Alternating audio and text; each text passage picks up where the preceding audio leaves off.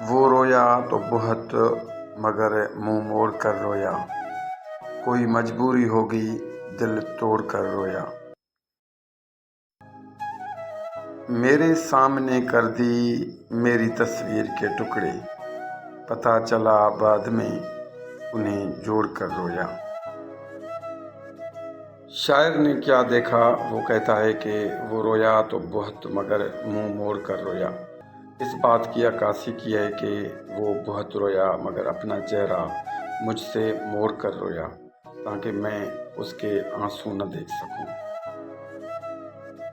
اس شاعر نے پھر اگلی پیرا میں کچھ یہ کہا ہے، کوئی مجبوری ہوگی دل توڑ کر رویا۔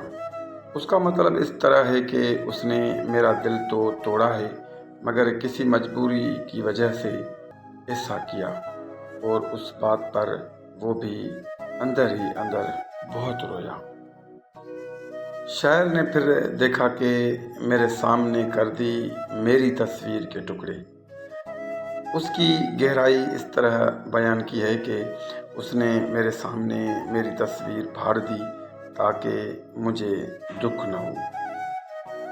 بس شاعر نے محبت کی عجیب کہانی پیش کرتے ہوئے مزید کہا، پتہ چلا بعد میں انہیں جوڑ کر رویا۔